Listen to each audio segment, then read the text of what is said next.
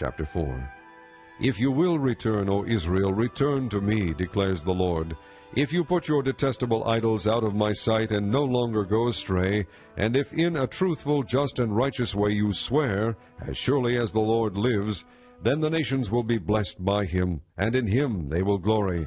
This is what the Lord says to the men of Judah and to Jerusalem. Break up your unplowed ground, and do not sow among thorns. Circumcise yourselves to the Lord, circumcise your hearts, you men of Judah and people of Jerusalem, or my wrath will break out and burn like fire because of the evil you have done, burn with no one to quench it. Announce in Judah and proclaim in Jerusalem, and say, Sound the trumpet throughout the land, cry aloud and say, Gather together, let us flee to the fortified cities, raise the signal to go to Zion, flee for safety without delay, for I am bringing disaster from the north, even terrible destruction.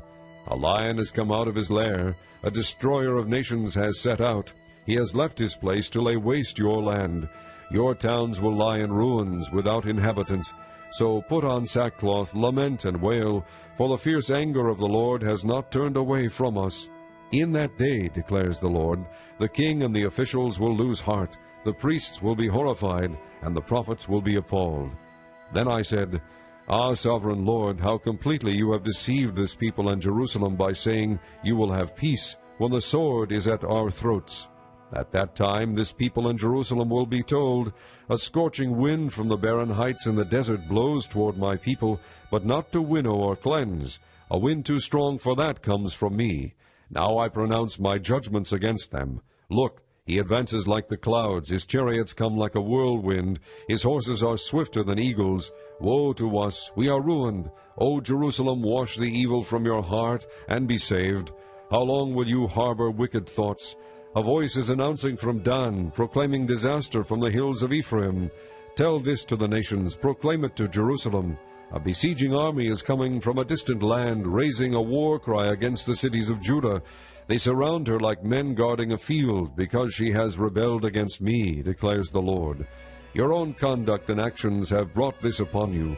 This is your punishment, how bitter it is, how it pierces to the heart. Oh, my anguish, I writhe in pain. Oh, the agony of my heart. My heart pounds within me, I cannot keep silent, for I have heard the sound of the trumpet, I have heard the battle cry. Disaster follows disaster, the whole land lies in ruins. In an instant my tents are destroyed, my shelter in a moment. How long must I see the battle standard and hear the sound of the trumpet? My people are fools, they do not know me. They are senseless children, they have no understanding.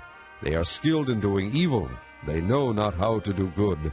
I looked at the earth, and it was formless and empty, and at the heavens, and their light was gone. I looked at the mountains, and they were quaking. All the hills were swaying. I looked, and there were no people. Every bird in the sky had flown away. I looked, and the fruitful land was a desert. All its towns lay in ruins before the Lord, before his fierce anger.